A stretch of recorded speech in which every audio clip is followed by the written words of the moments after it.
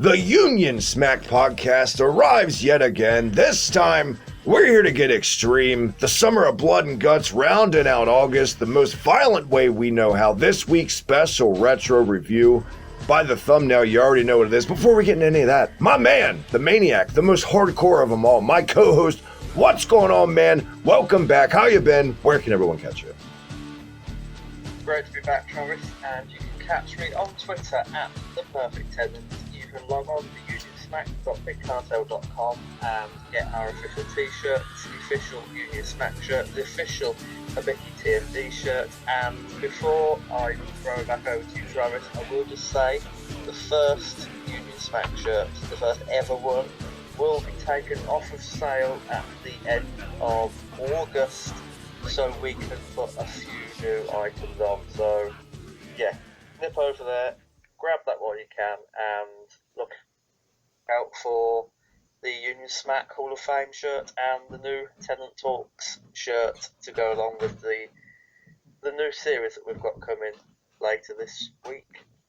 Tons of things coming up for the show and the channel. Tons of new ventures and stuff. And I got mine. I got the prototype. I got the original Union Smack shirt. You should have yours too. Matt's got his. Get over there. Get it while you can, while it lasts. We're already turning nostalgic. It's weird, but it's cool. As always on Twitter at the Abeki TMD, hit that little red button right down below for all that goodness you already know by now.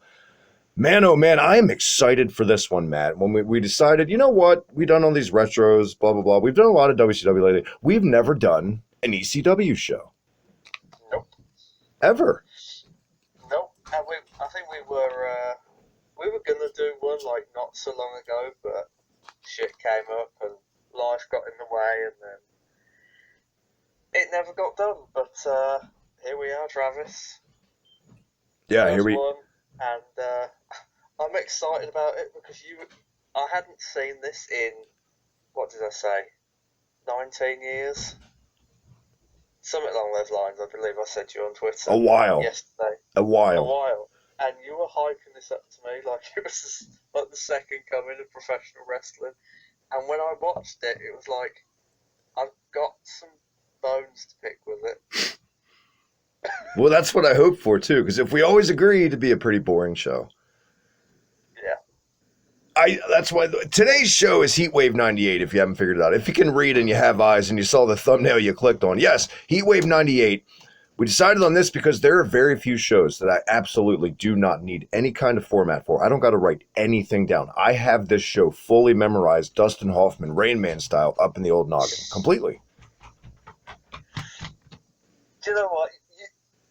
I feel like you said that about SummerSlam 92, and then you still needed me to jump in and correct you what was coming next. That was a much longer show, and there were more segments and vignettes on that show, though, in my defense. Fine, I'll give you that. I will test it. I will put myself to the test to prove you wrong now. That is my duty by the end of this. See that the kids still got it. But yes, man, this is my all-time favorite ECW show ever to this day. Come at me. Guilty as charged. Not the pay-per-view guilty as charged. No, I'm guilty as charged for this being my favorite. Well, everyone has one. Fair enough. I think the umbrella statement that we can make for ECW in general before we begin is that the majority of ECW does not age well. I think we can agree. Yeah. I mean, this show aged pretty well. I will. I'll give you that. But some stuff you put on from 96, 97, it just looks terrible now. It looks like it was filmed in the 70s, some of the quality of the camera, flat out. Yeah. But not this show, like you said. This took place in August 1998. ECW had been on pay-per-view for a little over a year when this show went down. Production quality definitely improved by then, like you said. They started going to the elevated ramp entrance, which I absolutely love. I love that style. It reminds me of WCW like 92. And that would definitely come into play later on in the show. This is one of the better looking ECW shows of all time also, in my opinion. Yeah, agreed. I think everything popped about this. It's like the black ramp popped with the blue ring mat and the apron, and even the setting is like, it wasn't a bingo hall as such, but it still wasn't classiest of places, and I think that lent a certain charm to it. It was definitely a venue. It's a step up for him. It's something that would have like a rock concert or something like that. Nothing like MSG, but this took place in Dayton, Ohio. Now, judging by if you didn't know where the show was from and you watched any match from this card, very rabid, very, very into the show, very just hardcore fan base in attendance, you would think this aired from Philly. Very weird that this was a Dayton, Ohio crowd, but that just shows the business in general at this time in the summer '98 was at its all-time peak. I feel like more eyes were on wrestling than at any other time. I feel like everybody was watching everything. I mean, it was the height of the Attitude Era, wasn't it, in WWF, and NWO hadn't yet killed WCW, so I think everything was it was still very new to fans who were coming out of the 95, 96 period, and it was just very exciting. It's like you've got 3 different brands, all different, giving you different things, and obviously ECW was the most different of all of them. ECW was not only the most, and sadly, to their fate, a couple years later when they went out of business, they were also the first, and they were never on that platform to get the eyes and get noticed for doing it. That's when, the conspiracy theories, they did WWF rip off ECW. Yes, they did. You happy? They got your answer. I'm so sick of hearing that argument. Why is that even a debate? They totally did that. But it was smart, because it was fresh, and it was different, and that's exactly where we're at now in professional wrestling with this new, quote, war about to start in itself. But that's a whole other topic. I feel like, though, this was peak ECW. It was all downhill from here, in my opinion, after just the fall of this year, because just the talent that would just leave. Just all of the triple threat would go to WCW, essentially. The Dudleys, a huge one. You know what I mean? The only ones that ever really stuck around, 3 guys, I feel like, were Sabu, Rob Van Dam, and Tommy Dreamer. Maybe Just Incredible, but he didn't have that longevity in ECW like those 3 guys. No, he didn't. I mean, Just Incredible would come into his own with heavyweight title reigns in, I think it was 99, but I think it came too late.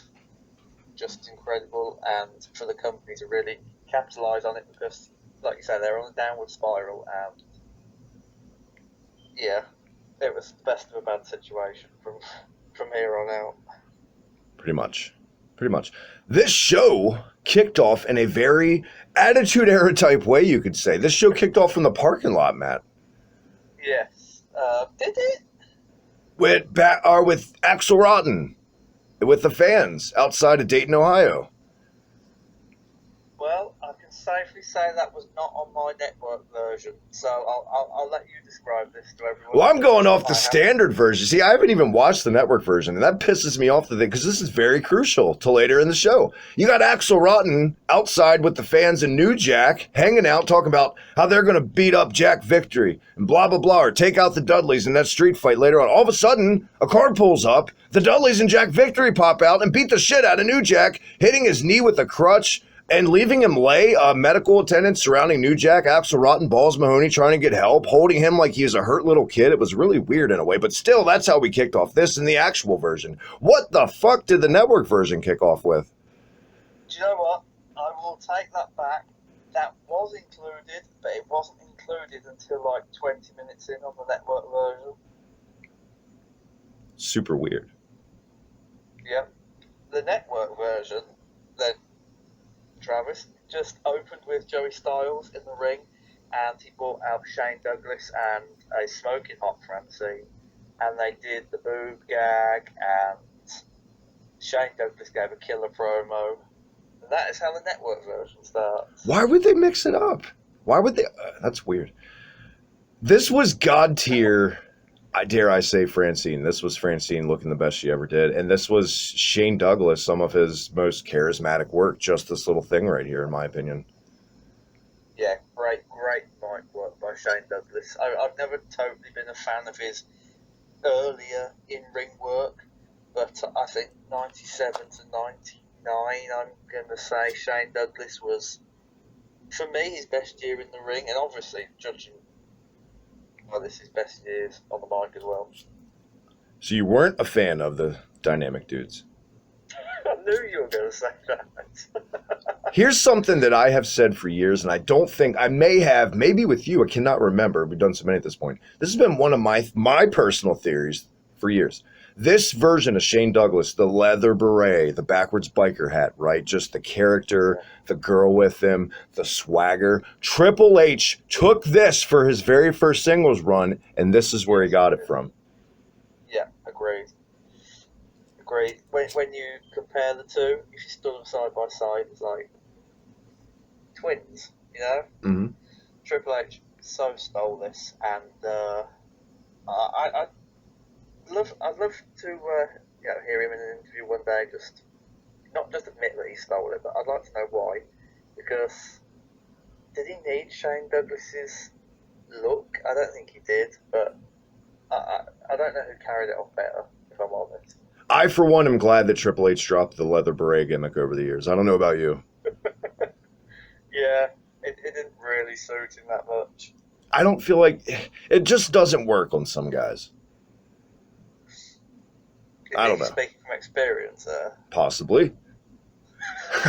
Either way, Shane Douglas was the actual. Go ahead, man. Now we know what you wore in your teenage years. Carry on. Hey, now, easy.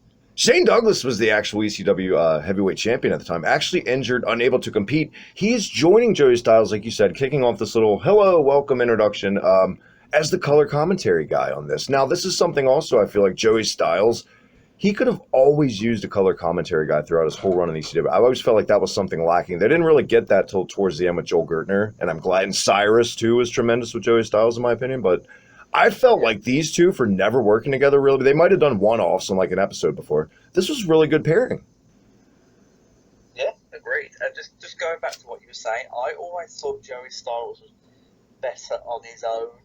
It was like, when you see it through Heatwave '98, but when Shane Douglas or even Francine isn't speaking, and Joey Styles just pitches in now and again, because one thing with these matches is that he doesn't talk constantly like you see today, like you get from Michael Cole or whoever does WWE TV commentary now. It's just now and again. It's like when something big happens, and it really took me back to WCW in like the 1990s when commentators wouldn't speak all the time, but when they did, it sounded special. Right. Yeah, I get that argument. For me, it's a case of you need that balance of a heel and a babyface commentary. I don't know if that's just because that's what was ingrained in me growing up, but I feel like to truly get these guys over, you need kind of a both mindset take on it, if that makes sense. And so when Joey Styles, he wasn't an unbiased commentator. He was always a tried and true white meat babyface commentator. Listen to his commentary with the Dudleys just on this show, for Christ's sakes. Yeah. I mean, I think Joey Styles got away with it though, and ECW got away with it as a company because WWF and WCW always had two or more commentators. Yeah. So when ECW came along, it was like, oh, hang on, just one commentator. This is different. And in that aspect, it was smart because it stood out more. Yeah, most definitely. After a standard, that's one thing too. I always notice about their pay-per-views. I think until the very end, they never really their intros were just the same as their TV show. Like they would never make a special Heatwave type intro. It was just what you would see on ECW TV at the time. Yeah. I mean, I'm sure that came down to budget and time. And we've all seen the rise and fall of the ECW documentary, and we all know how busy and frantic Paul Heyman was working at the time. So obviously had something to do with it. But I think that this was obviously their equivalent to SummerSlam. So you just thought they'd have put the effort in to give us a special opening package or just something. But I mean, you could say it was all part of the charm, I suppose. What's really crazy about this pay-per-view, too, that we forgot to mention at the top of it, say real quick, this took place a week after, or like 2 weeks after, the initial Sunday Night Heat episode ever, the very first one, right? Sunday Night Heat and the WWF were so popular at the time. Sunday Night Heat outdrew the amount of eyes that watched this pay-per-view. And then, you know what I mean? It's just, that's crazy. I did not know that for a fact, but there you go, you learn something new every week on this podcast. Yeah, and it's not like ECW was doing 1 million buys ever. I'm just saying that's just how popular wrestling was at the time. insane. Yeah. This show kicked off with, to recap where these two guys are at, this was to blow off their Best of 7 summer series, correct, Matt? It was, yes. Mr. JL, I mean, Jerry Lynn taking on Aldo, I mean, just incredible. Two masked wrestlers going at it here. Two guys that totally needed to get away to reinvent themselves from the big two because the big two knew nothing what to do with these guys, and it totally worked. And we see that today with Drew McIntyre, Cody Rhodes. Guys do it. This is something that's timeless also. Sometimes you need to get away to get it back. Yes. And why was Jerry Lynn never a proper star in professional wrestling? That is my question coming out of this match, and probably the whole review. I mean, let's be honest. Right up, I think, until the main event, there was... No, actually, I'm going to say up until Bigelow versus Taz, there was probably one person in every one of these matches who you could look at and go, why were they never a bigger star than they were in wrestling? And for this match, it's Jerry Lynn. Yeah. At least for me. I agree. I totally agree. He's totally underutilized in WCW. They what kind of name, like the creativity behind that. We've talked about some stinkers before, like the Best Friends and Techno Team 2, but Mr. JL, that might be the most uncreative attempt at giving a guy named ever, Matt. Yeah, lazy fucking bastards. But at least there was some creativity behind the Portuguese Man of War. Oh my God, Aldo Montoya. Yeah. Yes, I forgot all about that for a second.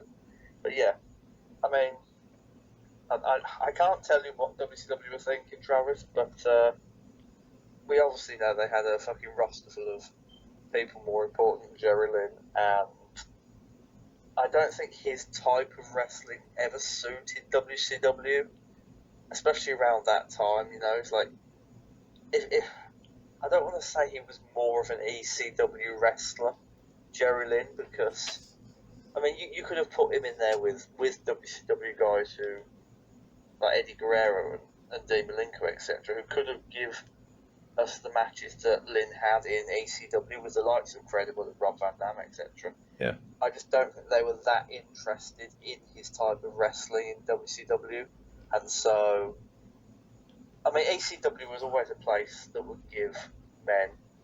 We saw it with Steve Austin, like a platform to just express themselves in whatever way, shape or form. And I think Jerry Lynn was almost certainly an ECW type wrestler.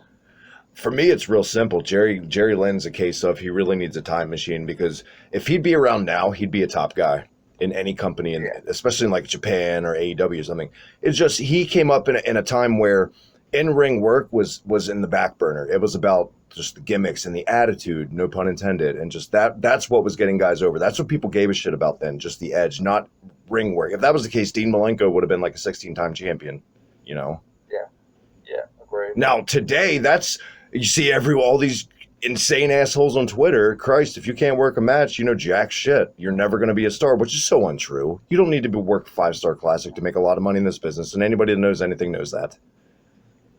Yeah, agreed.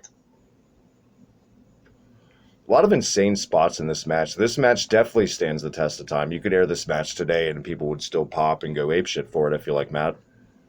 Yeah, I mean, it was a great start. Jerry Lynn looked great all the way through this, and I feel to an extent that he sort of carried Just Incredible. You know, you might disagree with me, that's fine, but like from his technical knowledge in the ring and Ring general. just the way great ring general, and the way he sold for Just Incredible, it was just like you could tell this man was helping Just Incredible, let's say, along the way. Sadly, I do feel this fell apart slightly after they left the ring. Like up until that little spot on the outside. The Huracan Rana through the table? Or like his ass went through it instead of him? Not that bit. You know the bit where they left the ring and I think it was Jason used the steel chair? Oh, yeah. That's something we forgot to bring up too. The entourage is just incredible. You texted me specifically to say how big Nicole Bass was. She was. Yeah, that's the overriding image that comes out of this match. Just Nicole Bass. It's like what? Yeah, Jason. You had Nicole Bass, and you had Chastity, who her claim to fame was getting fired from WCW because it came out that she did porn back in the day. So what a three that is. Jason was always a job guy in like early Raw episodes too. Jason Knight. Yeah, and looking at Nicole Bass, it's just she had to have a cock in between those legs. There's no doubt in my mind. It's like she was a bloke with a wig on. Had to be. Maybe it was ECW after all. I mean, just look at it's like she was a steroided up China. It was absolutely grotesque. I mean, I think, call me crazy. I think she's a woman, and I think she was a woman because she passed away. But I think she's a walking side effect of steroids. Like, she's every side effect of taking steroids. That's what happens to you if you're a woman, I feel like. Yeah. She should be the poster for, like, why not to take steroids. Exactly. Walking PSA. Or, so you could turn into this. Look what you could become. Yeah. That's pretty much it. And Just Incredible looked like Bugs Bunny, and I can never unsee that once I saw that. This, like I texted you, this match was a banger. It was a great way to. It was perfectly booked for me. This was a great opener. Perfect two guys in the company at this time to be an opener right now, this stage of the game. Jerry Lynn would actually go on to win the heavyweight title in ECW like 2 years later. Any specific, besides the incredible, and thank God, because today, if the finish of this match aired, the guy'd kick out a 1. No question. No fucking question. What a spot. The That's Incredible Tombstone Piledriver from top rope was sick. Yes, it was. Yeah, I very much enjoyed that, and I think by this point the match had got back its mojo, if you like. I just wish they'd cut out that outside spot, kept the momentum going, built it nice and slow, and then bing bang bosh at the end. But I just feel that outside spot ruined it. Can't forget the 2 domestic violence spots in this match also. Oh God, yeah. And I know you popped. I can see it now, like you're watching when he did the low blow to Nicole Bass and Joey Styles said, "Right in the nuts. Don't tell me otherwise." Yeah. I know you laughed out loud. Admit it. Of course I did. Oh, sorry. No, but I thought, like we said too, the commentary. I thought Shane Douglas. He had great banter with Styles in this, little one-liners. It was fine.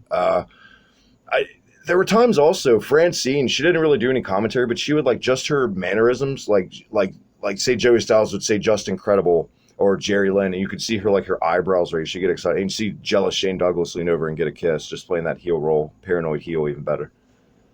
Yeah, I think everything came together to really make this work, and obviously, like you said, the commentary was very, very good. And most importantly, they kept the crowd throughout this entire match. Yeah. To be fair, I think the crowd were kept for the majority of the entire event. Yeah. Like they only really sort of waned off towards the end of the main event, which didn't really mean anything. But we'll get to that. Even the beginning, some of that Bigelow match too, before it was in the crowd for the rest of it, they were kind of down for because of what they'd already seen with we'll get there. But that was the opener. Jerry Lynn gets the win, or excuse me, Just Incredible gets the win with a tombstone off the top rope, and that was it. It tied the bow in their one of the most underrated. People talk about Booker T and Chris Benoit. I saw a lot of these matches before, and they were really great. And a lot of them on the network. Very underrated wrestling series. These two, check it out if you've never seen it. Yeah. Where did that take us to, Matt? That took us to Lance Storm versus Chris Candido, who brought out Tammy right at the beginning for a little surprise. Yes. Little recap video, these two former tag team champs, how we came to be. Classic grudge match, as Joey Styles would say. I love that. That's sorely missing in wrestling today, too. Just the word grudge match. Tammy Sitch possibly got the biggest pop of the night. Possibly. I was just going to say, we didn't get the highlight video on the network. They must have cut that too. There you have it. Another case. I'm so glad I grew up wearing out this VHS tape. Yeah, always watch it on VHS or DVD. Don't rely on the network because they cut the shit out.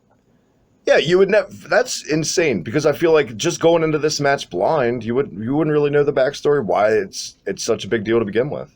Just be another match. Exactly. It's like if I had done some of the research, it's like this match was a match, for the sake of filling the spot. Wow. If you didn't know otherwise. So. And you know what? I think it may be because ECW for these like recap things, they would use like mainstream music, and I know WWE, dubs over a lot of shit, but maybe it's just a case of they just didn't feel like it this time, which is lazy and unacceptable. But I'm just saying. Yeah. Who knows? I'll be honest, Travis. Like getting into this match, I watched this before I went back and looked at the rivalry, etc. And to me, this was a match that just strung a lot of moves together without meaning or story. And it's like watching this, even like not knowing the story, you never get a sense that they're actually telling you a tale.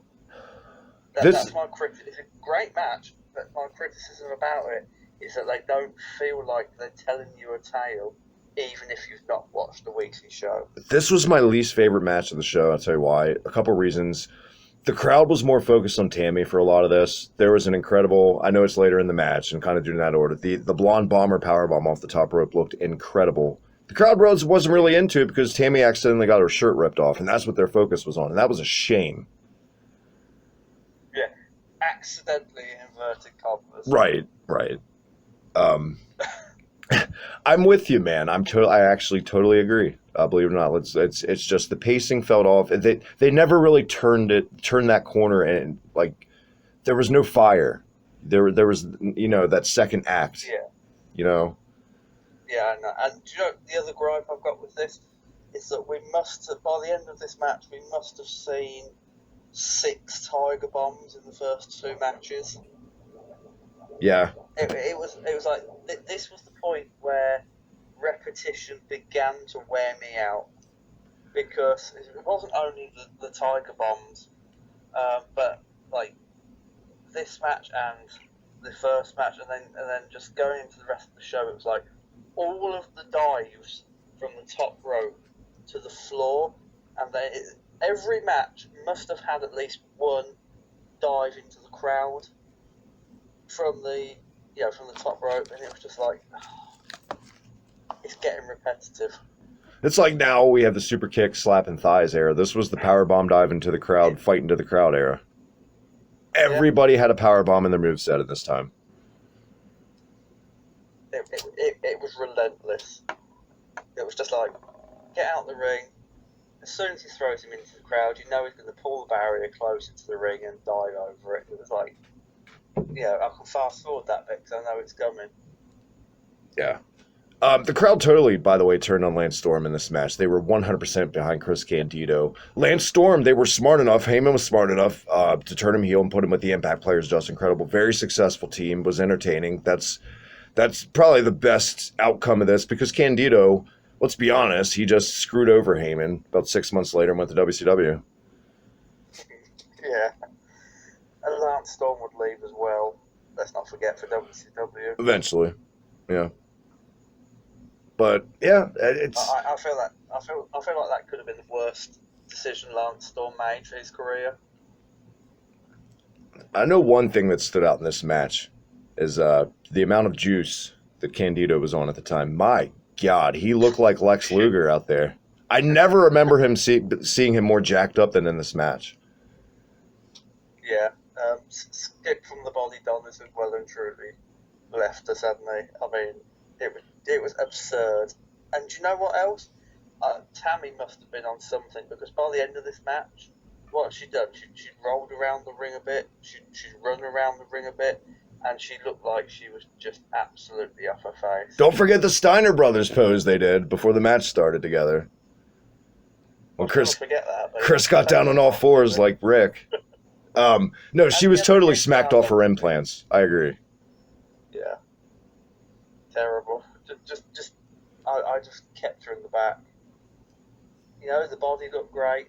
The face was beginning to look a bit experience. And the catch 22 of this match is if you would have kept her in the back, there goes all the heat from this match. So you got to bring her out there. Yeah, there you go. I mean, it's like damned if you do, damned if you don't. Did this take us to Rob Van Dam and Sabu? Well, it took us watching on the network to Joey Styles and Shane Douglas, who then showed us New Jack getting attacked in the car park.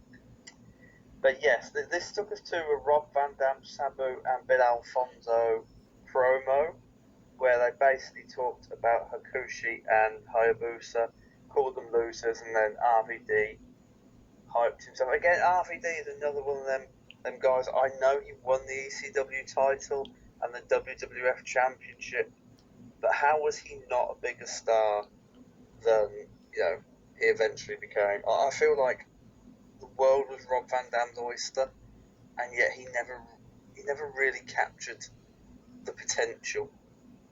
Well, I don't think the fact that he was a huge marijuana advocate had anything to do with that. Not at all. You have to bring it down, don't you? Just keeping it real. No, I agree, but I just feel like he was very confident. He was on the cover of High Times magazine multiple times. I don't know if they wanted that kind of press, even though it was the Attitude Era. I think there were still lines they didn't want to. Plus, do you remember when he came in '97 on Raw, a couple shots with Lawler or whatever? I don't. Apparently, according to reports, he had kind of a chip on his shoulder and rubbed people the wrong way. Doesn't surprise me. I mean, yeah, I know, right? I tell you what. A lot of people hate the Blair Witch style camera thing ECW does, where they keep zooming in and out. I've always really liked it. It was different, and I feel like for guys that had less intensity, just the way you're shooting it like that, it would help add to intense. It's like a smoke and mirrors type thing for me. You may hate it, but I actually kind of miss that.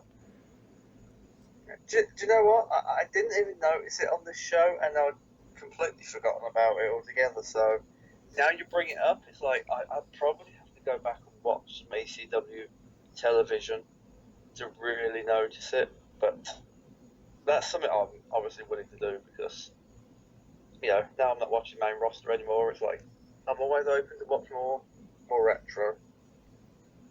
One thing I always fucking hated, as much as I love Rob Van Dam, Matt, now it's my part of the show to get pissed off. Bill Alfonso, shut up. Jesus Christ with the whistle. I always wanted to take that whistle and shove it up his ass. My God. I couldn't imagine being at ringside back in the day for an ECW show, like right there at ringside with that whistle. Like he just never stopped blowing it. And through this whole promo, he just did the same thing. Yeah. Even worse than being in the crowd, it's like, can you imagine being Rob Van Dam or Sabu or one of their opponents and having a 25-minute match and just having to listen to that while thinking of what comes next? Yeah, how are you going to call a spot if you can't hear? Let's take it up next for something I feel like would truly fit in today's wrestling, because neither guy really sold shit in this match, Matt. Masato Tanaka, Mike Awesome. My God, what a war, flat out. This match back in the day blew my fucking mind as a teenager, because I'd never seen FMW. I wasn't conditioned to that. I had no clue who they were. I remember this was during the days of like AOL 98, stuff like that. So I would see, there was still internet. It wasn't the dark ages, but I would like upcoming shows, what guys were on. I was like, Mike Awesome, what a ridiculous name. And I remember me and my friends making fun of that name. And then we saw him work and we're like, my God, that's one of the greatest things I've ever seen in my life. At the time, now I know better because I have more tastes in my wrestling, but I feel like this aged well, too. I don't hate this match as much as some of it would piss off a Jim Cornette or maybe you with the lack of selling. I thought it definitely got Tanaka over. I thought both guys got over in this match, definitely. Yes, they did. And I can just say, you're absolutely wrong. Awesome versus Tanaka was, I think, possibly my favourite series of matches from ECW. Followed very closely by Van Dam and Jerry Lynn. There you go. I did not expect that. There you go. There was just something about seeing like these two men just beat the living shit out of each other, and you knew it wasn't choreographed like in the way that WWF was. It's like they could actually kill each other at any minute, and you'd totally believe it. And they'd still get up. They'd still get up, and it's like this match proved it. I think, Tanaka took some vile bumps from Mike Awesome, and not only that, it's like the unprotected chair shots to the head. So how is that man alive today? And in 50 years' time, in 15 years' time, it's like when you ask him what he did for a living, he's not going to be able to remember. He'll think he ran a sushi bar somewhere in fucking Japan. It's like he's took so much fucking damage to the brain. And then, of course, there was that power bomb over the top rope to Mike Awesome. Nearly broke his neck. 20 years later, and I still cringe at that spot. He went into that floor like a fucking dart into a board. It reminded me of just like when Taker fell on his head, like like straight angle. It was just like that, except just backwards. Yeah, it was sticking him. And I don't think I've ever seen a table literally just shattered in a million pieces like that. And didn't they repeat that spot, like, move for move at One Night Stand in 2006? Jesus Christ, I think that match was worse. I think they did more in that one. Looking back, I think that was the one that was more violent, because I remember them doing, like, tiger bombs off the top through a table, just crazy. And, like, I just remember because, like, shots of, like, the WWE Invaders, just, like, their jaws dropped, like, fuck.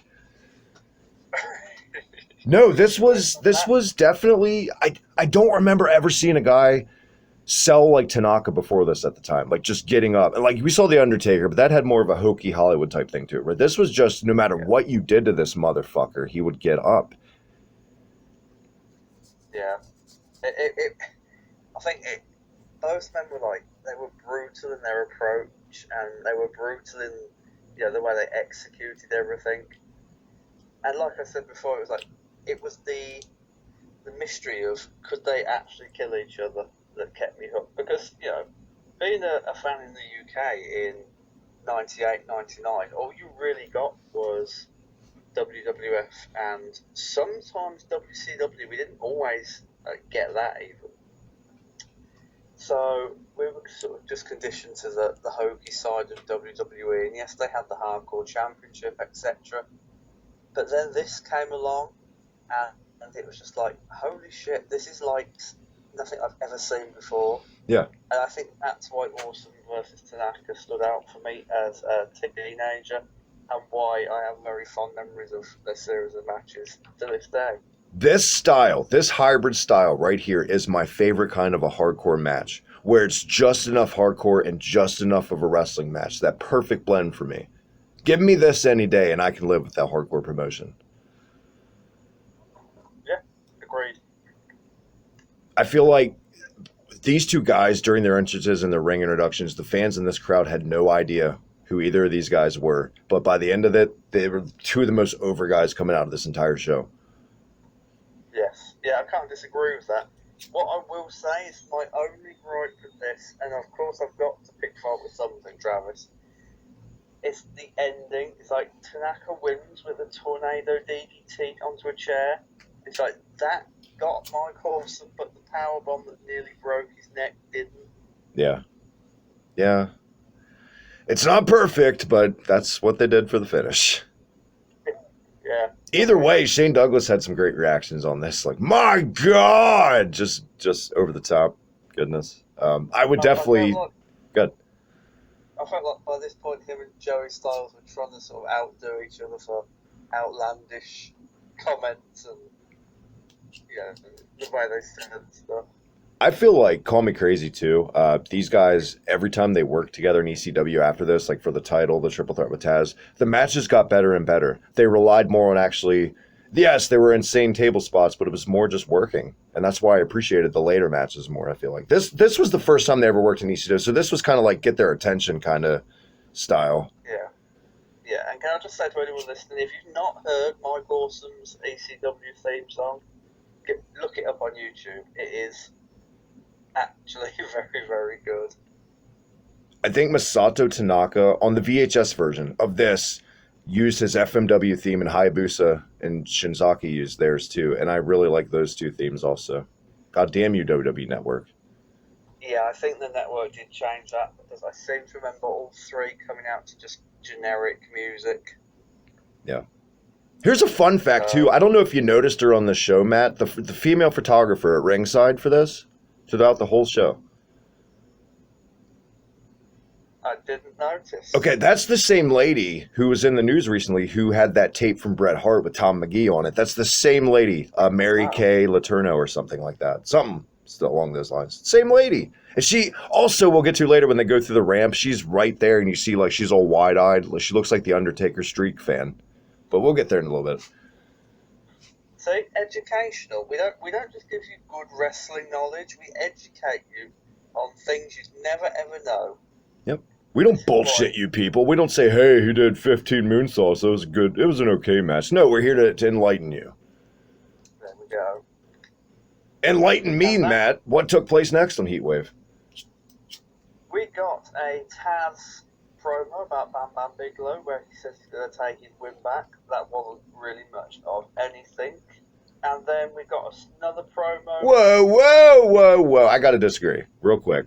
This was tremendous. This was fucking great. I love this era of Taz promo. I'm sorry. It's just watching them to this day, even then. Yes, he didn't have to be 5'8". He just, with the towel over his face and mocking Goldberg and mocking Austin. I thought it was fucking tremendous. That's my 2 cents on it. Sorry, man. I don't know. I just think like when Taz opened his mouth, it was just like, brother, it took away from his aura. Oh, I don't get that at all. I feel like it enhanced it. I feel like that's what made Taz for me. I mean, I don't know. I can see where you're coming from, Travis, but at the same time, it's like there are some men in wrestling that should never have talked. I think Taz should have always been one of them. It's like, for me at least, his mystique was get in there, you can literally beat the shit out of someone and leave.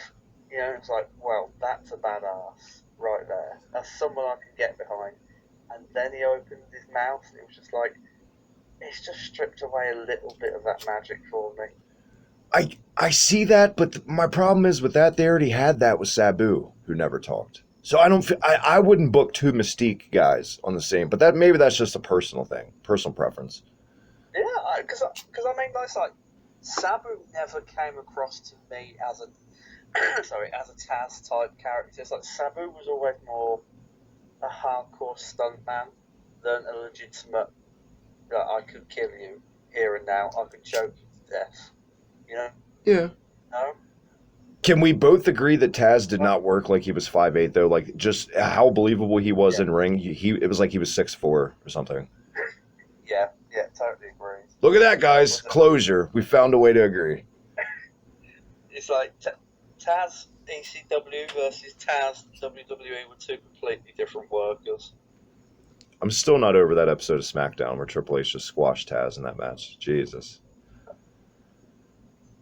I actually took a shit on the ECW title by doing that, but... We had another promo, though, Matt. Continue. All apologies. Oh, God, yes. And I love this one. Joe Gertner, the Dudley Boys. And do you know what? I'm going to bypass Joe Gertner in this particular segment because he'd have a shining moment in the main event. But Bubba Ray Dudley's promo, dear God, how good was this? With the Beulah McGillicuddy blow-up doll and the evil referee and fucking sign guy Dudley, just the whole shebang. This was peak Dudley Boys. This was the whole package, and this was exactly why it goes back to what I said earlier about why it hurt so much when this group left. The heel list of heels probably of all fucking time, especially at Heatwave 99 a year later with that infamous promo. Maybe another day we'll get there. But just this in general, like you said, unbelievably underrated heel promo to this day is Bubba Ray Dudley. Yeah, and you know what? If you've not watched this event just for the promo alone, even if you've got no interest in any of the matches, because this was golden, and I wish I'd have let him do more of this in WWE instead of giving him a stutter. If AEW wants to turn a quarter and compete now with NXT and get people's attention, it needs to focus on storylines and heels like this. Just these serial killer, domestic violence pieces of shit where they get their comeuppance eventually. That's good wrestling, damn it. It's good storytelling in general. It is, and you need good talkers like Bubba Ray Dudley. But I don't want to see Bubba Ray Dudley work in a ring again. No. But I'd be totally on board if AEW were to bring him in as a manager for someone, like a mouthpiece. Yeah. Like if you were going to let Bubba Ray Dudley in 2019 talk like Bubba Ray Dudley of 1998, then I'd be all for it. How weird was it to see only one Dudley at Raw Reunion, by the way? I don't know, I didn't watch it. Was there just a one? It was just Devon. That was just did not feel. At least let him be Reverend Devon then. Fuck it. It's just Raw Reunion. Who cares? This was great though, man. It got every point across. It brought up the angle with breaking Beulah's neck. It just got vile and disgusting, just the way he cut the promo and just the Joel Gertner little shots and just the whole package, like I said. Big Dick Dudley, very underrated big man. Never a talker, never a good talker, but he could definitely work. He was kind of fast too for a big guy. Yeah, he was. Is it time for one of the most, what do I want to say, cult-like popular matches of all time? Tag team matches? Do you really think it was cult-like? I feel like it's one of those matches over the years that's built a cult-like following to it. For just this, I don't know. Well, then I'm certainly, out on my own here because it was time for it. Rob Van Dam and Sabu versus Hakushi and Hayabusa for the ECW Tag Team Championship. That's not his name in this. You can't do that. I know it. Not his fucking name in this. He'll always be Hakushi to me, alright? Now, let me rephrase it before I'm sure you got a lot to say about this because Sabu's in a match. God forbid. We're about to do it first time ever, review a Sabu match. The mystique of the match has built a cult-like following, not the work of this match. Okay, yeah. All right. That better now, okay. All right. Very sloppy, I will say, flat out of the gate. Very sloppy at points, but I feel like enough was saved in it to kind of make it okay by the end. Gets a pass. I mean, if this had been 10 minutes shorter, I'd have enjoyed it much more. I feel like they both, I don't know, they both sort of exhausted their arsenal, 10 minutes in, and then it was just another 15 minutes of let's do the same thing over and over again. This really dragged for me after 10 minutes. Like, really dragged for me. My head was in my phone for a good portion of, the end of this. Dare I say, for any diehard Sabu fans, apologies. I feel like what brought this match down was Sabu. Like so many matches, tag matches he'd be in, it would just bring so many guys down because I feel like Sabu was always a guy that tried to rush through. And I've never gone to wrestling school, so I'm just perception. He always tried to rush his spots, and that's why 80% of the time he'd botch. Yeah, there was no grace about Sabu. It's like, had this been Van Dam versus Hayabusa or Van Dam versus Hakushi, don't correct me on his name, this would have been much better, or even a 2-on-1 or a triple threat. But the fact that it had Sabu in it, it's like, yeah, there's going to be tables. And clarify this for me, Travis. Yes. Did Sabu stop completely what he was doing for a fucking splinter?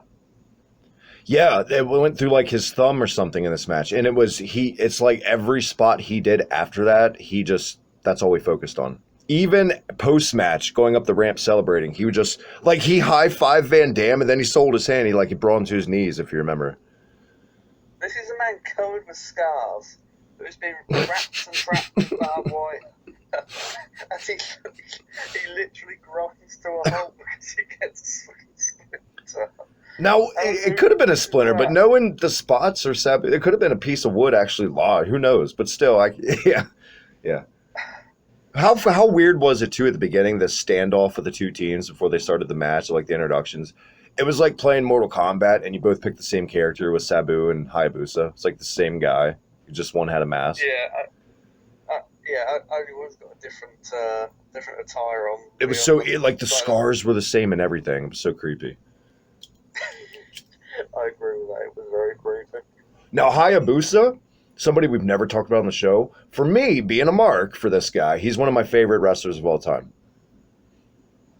I think Okay. he's one of the most innovative. Him and Too Cold Scorpio, in my opinion, are the two most innovative wrestlers of the Oh, 1990s.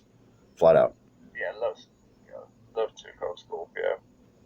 I mean, I can't say I've ever seen that much of Hayabusa. I've seen, bits here and there, but certainly here he put forth a good case for himself, and the Japanese contingent, they looked like, every bit the equal to Van Damme and Sabu. Oh, yeah.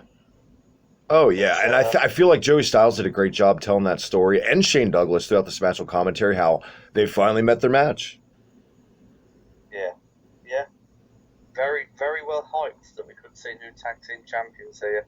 I just can't shake off the fact that I think Hakushi still had it in 1998. It's like, Oh, yeah. if WWF had have explored more of Hakushi than Bret Hart, was it In Your House 1, I think? Yeah. Great Brett match. One of my favorites. Yeah, if they'd have explored that Hakushi more, they could have had a killer foreign heel for 95, 96. To this day, But they, watching any Jinsei Shinzaki match is like watching just. He's like one of the most graceful guys I've ever seen. He's so smooth. Nothing looks like it requires any effort when he does it. yeah, yeah. And do you know, when you say his proper name, and I call him Hakushi, it just always reminds me of Shredder when they used to say his real name and then go, Oroku yeah, but Saki. it's a Shredder. Exactly. It's weird. But anyway, for me, this match just went way too long, and I lost interest in it in the end.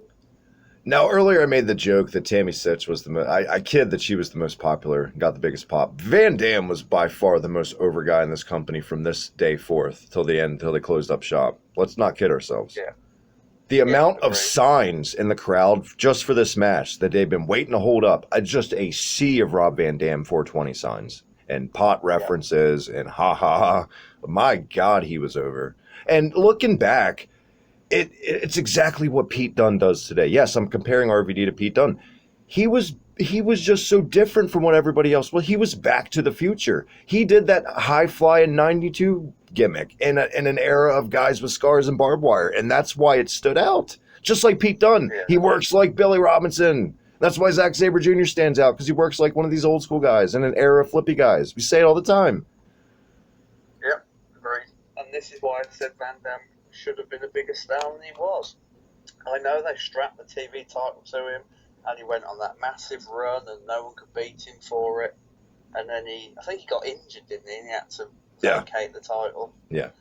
But still, it was like, I appreciate that they took Van Damme, gave him the mid-card title, and he made just him. I don't really think it was much to do with the company. I think it was Van Damme that made TV titles seem like the world title, but it was still never the world title. If you get what I'm saying, it's like he made it seem like the world title, but you knew it still wasn't.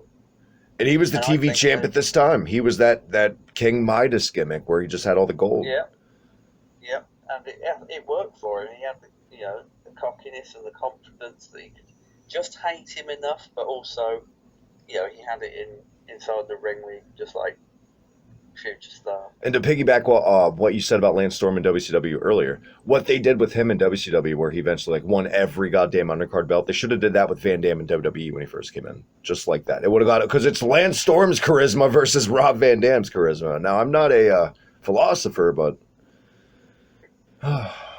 what could have been? Oh, what could have been? Well, we'll never know now, sadly. And I read that Van Dam is now in Impact Wrestling again. Ooh. Yeah. Tons of heat on commentary again with Shane Francine. I think she had actually a line on this for Van Dam and Douglas doing the jealous gimmick. I really enjoyed it. Yeah. I mean, look, had the match been 10 minutes shorter, I would have loved it. Had it been Hayabusa versus Van Dam for the TV title, I'd have loved it even more. Or even Van Dam versus Hakushi. I just think Sabu brings down mostly everything that he's in. Next, that took us to a very nice little video package of Taz versus Bam Bam Bigelow. And their little rivalry, and I really enjoyed this, Travis, because it was obviously Paul Heyman narrating it, but he went through every little thing that happened, every time period. He gave dates, and I watched this and I thought, this is how WWE should do it today. Not just a mess of a video package, but give specifics to to let those I'll start that again. To let those who haven't watched weekly TV know what happened, exactly when it happened. It gives it more depth and more meaning for me. I know what you mean, because like in this day and age too, with WWE especially, sometimes they'll nail it with them, but the pre-match packages, but most of the times they just feel like a movie trailer, and I hate that. Yeah.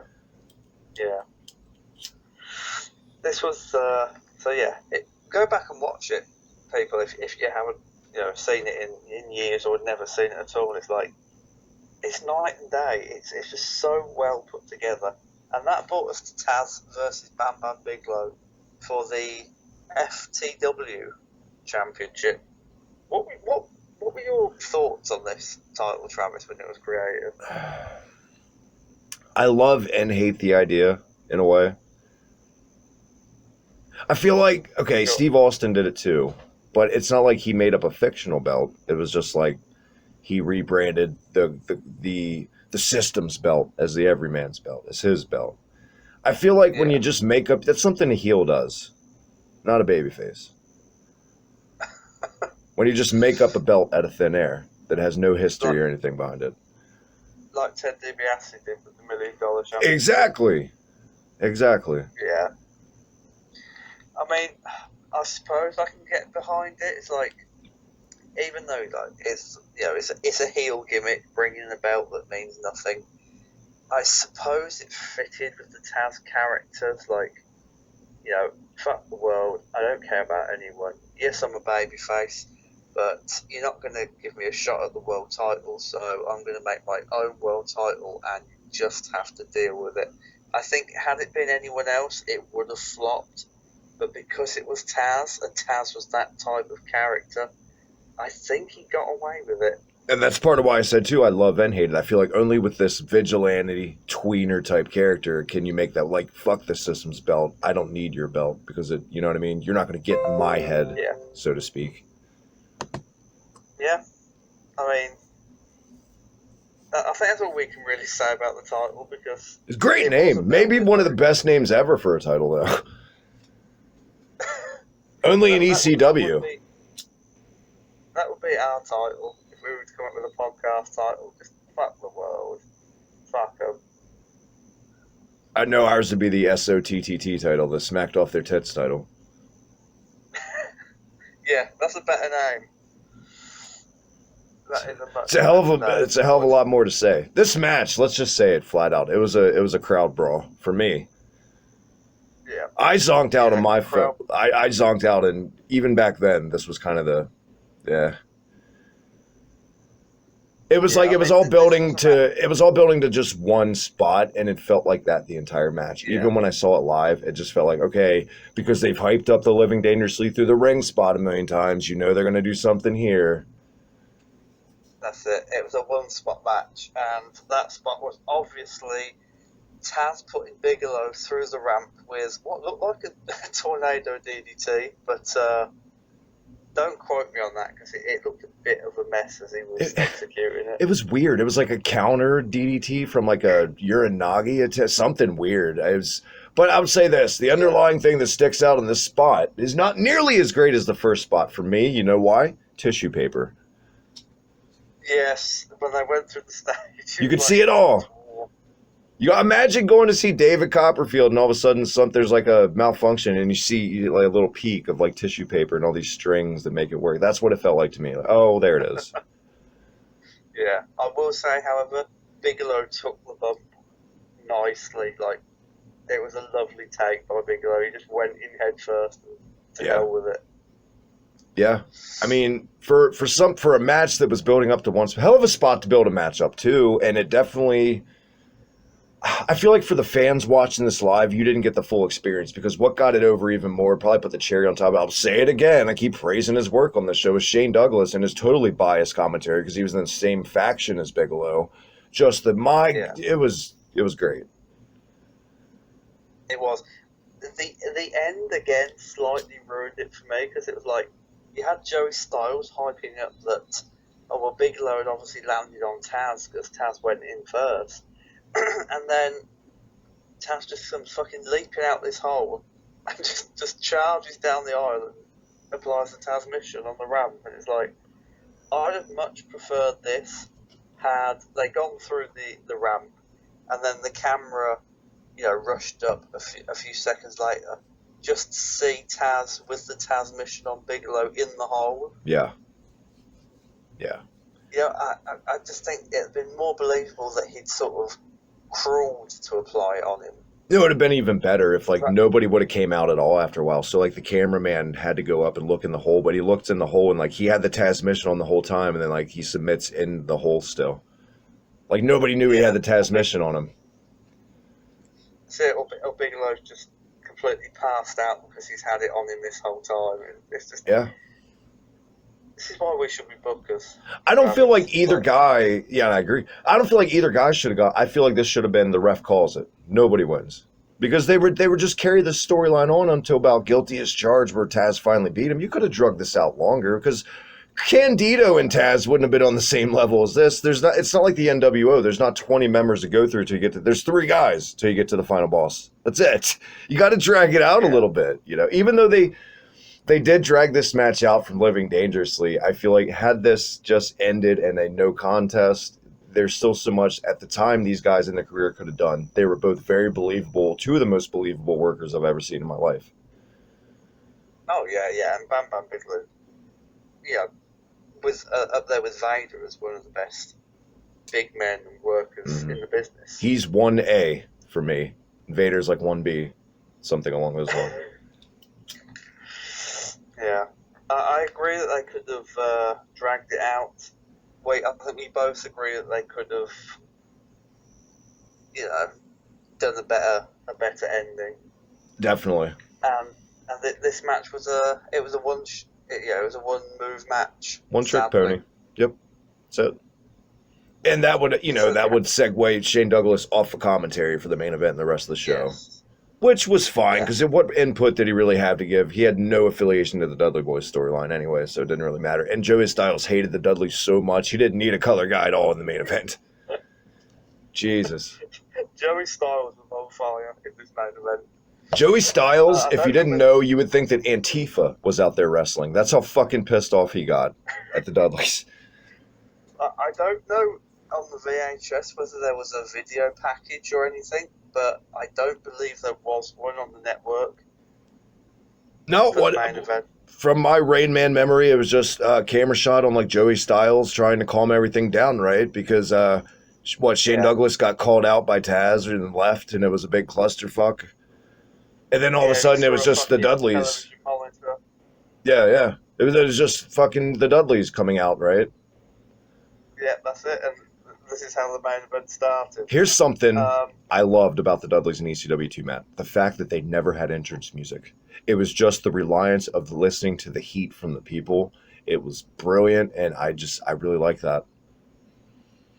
Yeah, I agree. It's we don't care. We don't need music.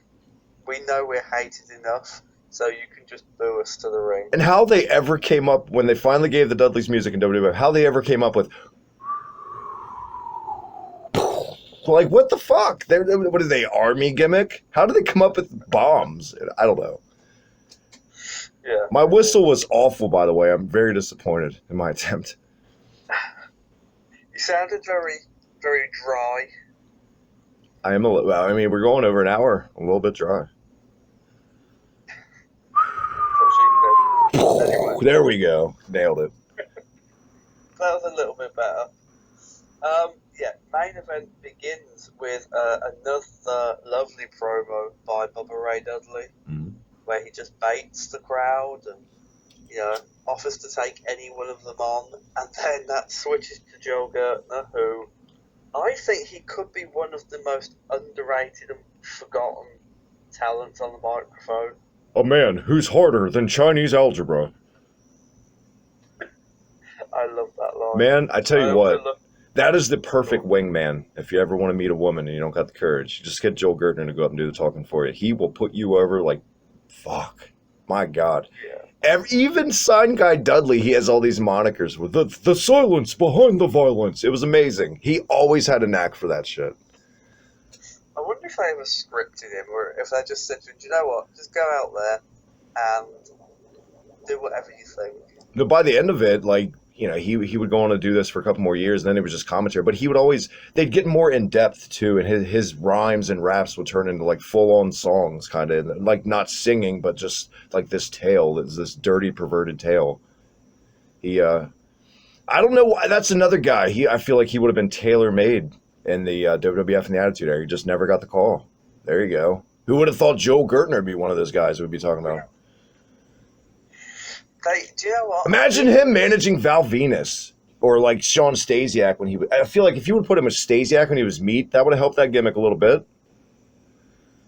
I think it would probably help Val Venus a little bit better. Yeah. It's like, can you imagine, like, though, you know, they were starting to come out of the Attitude Era, weren't they? By the time ECW was looking doomed, at least. I don't think Joel Gertner in 2000 WWE would have been able to do that much. No, it would have had to been early. It would have had to been like this time, 98, their most raunchy years, 98, 99 by far, when they were showing Miss Kitty's boobs and just getting away with everything. Yeah, like I'm with you. When it got into like The Rock being the top guy and like Kurt Angles would come in, fans were starting to get a little burnt out and they looked for a little more refined professional wrestler. That's why guys like Jericho and Benoit and Guerrero would eventually get over in that time period. Yeah, agreed.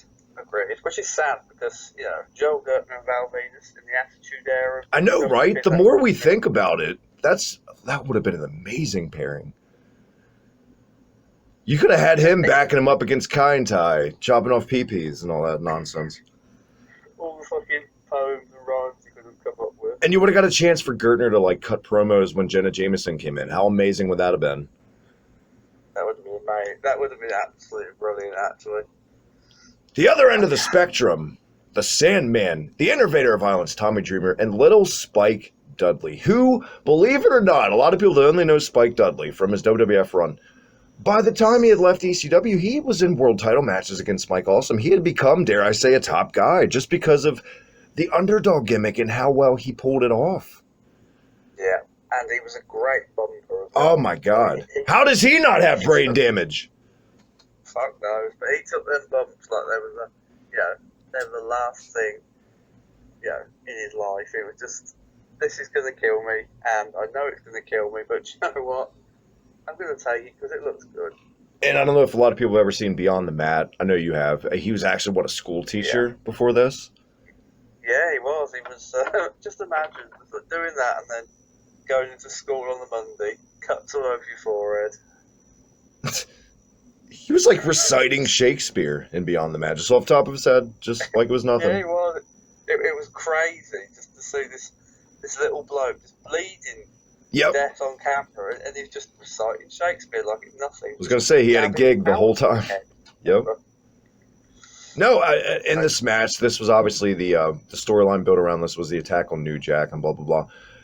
I did a Hibiki Honors on New Jack. A lot of people know that, and they've probably seen it and stuff like that. And I said in that little documentary how when I watched ECW, I was such a big fan of just the way he did the gimmick in general. This was the specific show I was referencing when I was disappointed that he was advertised but wasn't going to be there. But eventually, by the end of it, he was there, and you could tell by the crowd reaction, they were just as rabid as I was for that gimmick in ECW. Yeah. I mean, I think it was built like people were waiting for New Jack. Like in the end, I think this match suffered because of that. And do you know what? If you asked me to recite one of the moves that happened here, I couldn't. Like, for me, this match was a clusterfuck of just needless hardcore wrestling. I'll fill in for once. I'll be the refined host on the show, and I'll give the move sets. What happened? Bubba Ray Dudley did some sick spot. There was like a senton backsplash where like Spike moved, and he took that directly on the ladder, all of his weight. There was another one where it was like a sit down Tiger Bomb or something, Spike Dudley onto a ladder. It was just, Jesus, holy shit moment. Just a lot of bumps in this match onto ladders were nastier than some of the table spots we saw. And that incredible, like the babyface team had the real tall ladder, right? As you should, as Yeah. the baby faces should, one up the heels. Spike Dudley did that dive from the very top to the outside was, oh my God, insane. What? But what was it that insane? Do you think? Because we've seen it so many times that night, like from the top to the floor, from the top into the crowd. It was just like, Not from the top of a fireman's ladder, like 20 feet in the center of the ring, which is already elevated, what, like 3 feet? So, no, that really stood out to me. But yeah, the Bubba Ray Dudley spots were probably my most memorable from this match, just top of my head. Just they were sick. Very agile big man too. yeah, yeah, I can agree with you on that. Yeah. Who was your least favorite member of the Dudley Boys? Spike, Devon, or Bubba Ray? I think probably Spike, but then looking back on it, it's like Devon had the least personality about him. Yeah, he was probably It's the like, least I mean, marketable, I guess. least marketable, yes, but it depends which run you take him from. If you're taking him from the ECW run, I'd say Spike was like my least favourite Dudley because we saw here that Devon had a little bit of personality, but in WWE he had no personality at all, and Spike came across as the likeable one. It's also So incredible to me that Spike took this gimmick, everything about it, the names of the moves and everything, into WWF, and they let him because the whole gist of the gimmick is a play on drugs. LSD, Little Spike Dudley, the acid drop was his finish. It was a yeah. total drug gimmick, but this I don't know if Vince had ever caught that, pal. Like, my Didn't God. they change the acid drop when he got to Oh WWE? yeah, they did the Dudley Dog, but they still called him Little Spike Yeah. Dudley. So I don't know. But yeah, I don't think it they was got more to that. noticeable in ECW because they put him like he was always in tie dye, like, but it was like I don't know, it was like a Grateful Dead kind, and he always looked like he was strung out on drugs, and that was the gimmick. It's unbelievable. Let's talk about another guy who's up there with Sabu for you. I'm sure it's finally time to open that can of worms, Matt. The world's worst wrestler, the Sandman. At this time, he'd leave for WCW a couple months later and become Hack, but man, he was out of shape here. How he got signed? It's just a case of Bischoff was desperate to sign anybody because he was completely out of shape. Yeah, he looked absolutely terrible, didn't it? I mean, I think it was. I can't remember when it was, Travis. I think it was our last NXT UK Omnibus where I said Cassius Ohno looked like a complete bag of shit. He looked like It's the like, narcissist Lex Luger compared to the Sandman in this. yeah, the Sandman looked absolutely deplorable. Like, I know the cigarette in his mouth and can of beer coming out was his gimmick and everything, but he actually looked like an old fat drunk who just stumbled out of a pub. Cigarette in his mouth, can of beer in his hand. Just gonna have a fight now, and then I'm gonna go home. It's It's like like if Austin would have just said fuck it and stopped going to the gym every day. Sandman is what Steve Austin would have become had Steve Austin just completely given up. An undisciplined Steve Austin, you could say. God, it's crazy to think that they actually had matches. I know. And for world titles. Wow. Of course, New Jack, the music would hit after Yeah. the baby faces would get the win, correct? Yes.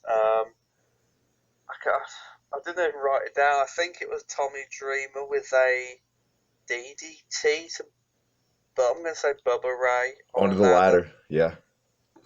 Yeah, that's right. Which was We're also a eventually, very flat finish considering some of the spots in this match. yeah.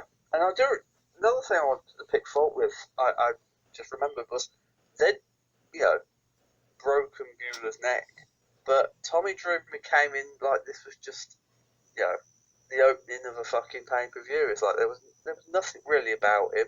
I'd have come in there, I'd have brawled, but there was just nothing. It was just like, I don't believe that you're that upset that they've broken Bueller's neck. They should have charged the ring during the entrance, if anything. Oh yeah, charged the ring. It took a week to get in it. They just casually, they stopped every 5 seconds to like look around the crowd and then take a couple steps and do it again. And yeah. That's awful. And of course, the highlight, the cherry on top, like we said, New Jack's music would hit. He cleared the ring. The place goes apeshit. Every weapon known to man, literally in a shopping cart, brought out there. And that's how they went off the air, with the baby faces all posing on ladders, very strategically posing by height. Yeah. And that was how Heatwave 98 went off the air, man. Coming out, like I said, it's near and dear to my heart. My favorite ECW show of all time. You're definitely, I already know, not as big a fan of it as I said, but let's look into this bigger picture casually. Let's review it. What do you give your overall grade on Heatwave 98, Matt? I'm going to give it a B+. Nice. Very fair. Yeah, the in-ring action right up until the main event, last two matches, let's say, was very enjoyable, very good. There was at least one standout star in each match that should have gone on to be a lot bigger. The commentary was top-notch, and there's just the few things that I found wrong with it, Travis, that, the timing of the tag team match was just way too long, and the repetitiveness of moves in each match. Yeah. Some of the booking was a little questionable, definitely. Yeah, just the little things that brought it down a bit for me. I feel like, are you with me, though? Highlight of the show, flat out, was Mike Awesome and Masato Tanaka for me. That was my favorite part of this whole show. Of course. Yeah, that, if anything, guys, that is a must-see match coming out of this show for me. I'm going to give it a solid A. Shocker. Like I said, there it is. Heatwave 98's in the books. We win Extreme for the first time ever, Matt. I need to go get a hepatitis shot now. I'm covered in blood and scars, and my God. Just talking about Sabo makes me need a shower.